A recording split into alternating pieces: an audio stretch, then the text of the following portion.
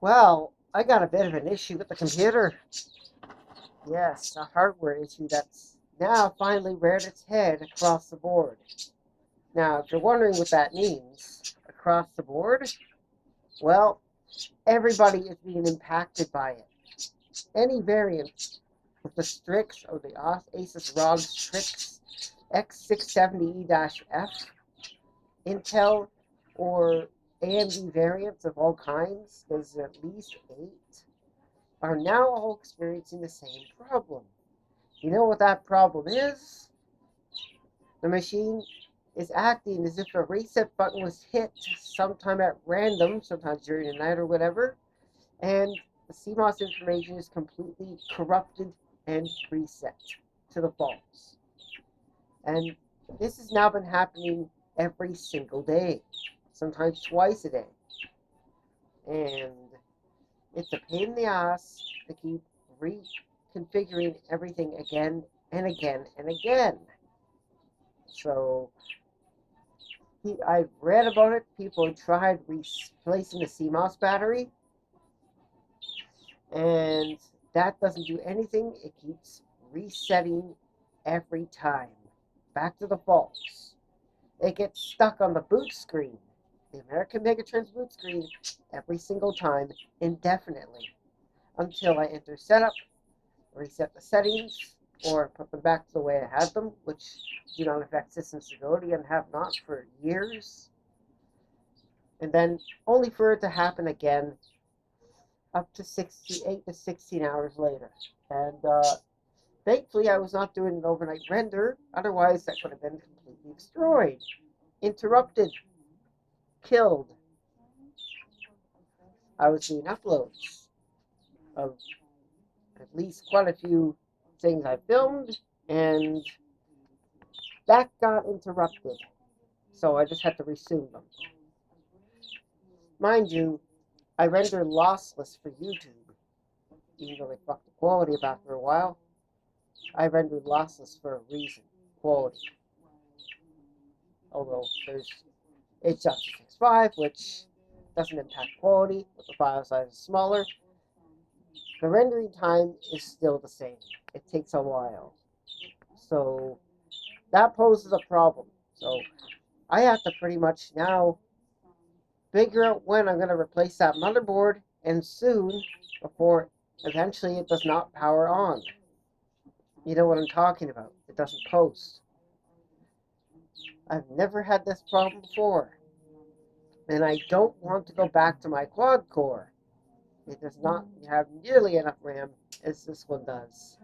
32 gigabytes versus 128. And it took 16 hours to render a long video. Yes, long. You know, the kinds of videos I film, they're long. So that's not easy to do. But at least it was fail-safe. At least it didn't shut off at random like that. It didn't act like I hit the reset button during the night when I was sleeping, because no, I don't sleepwalk. This issue is affecting everybody. I've looked it up. It's as recent as last year, even though this wasn't happening last year, luckily. This happened this year around, literally as soon as June started. That's when it started happening.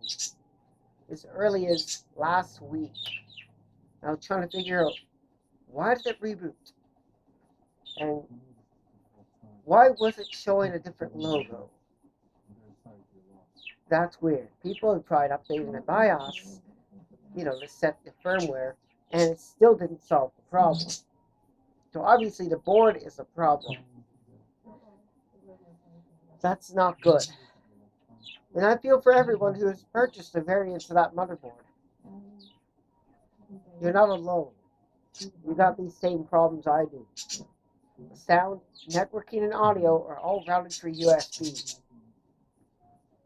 That explains why everything disconnects or stops working on occasion, or at random, or indefinitely until you hit the reset button, or until you shut it off, unplug it from the wall, or put the rocker switch on the back to turn off the power supply, and press the power button until the lights go out, and then turn it back on again, and then everything works again until it repeats itself.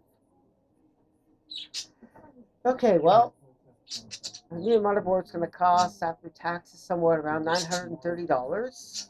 And that's going to take a while, because, you know, it takes time to, you can buy all you want, but then you got to pay off that debt. And debt can haunt you.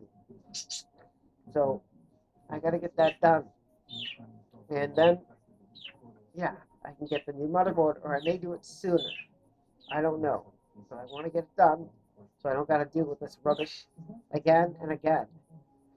Because it's tiresome in order to do it, especially if it happens in the middle of the night.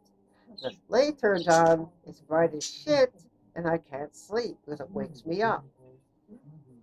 That's worse than a phone call if you forget to put your device on silent. Just thought I'd mention that. Anyways, I feel for those impacted by this motherboard, and ASUS, Republic of Glitches, should have actually gotten its shit together before they released that board.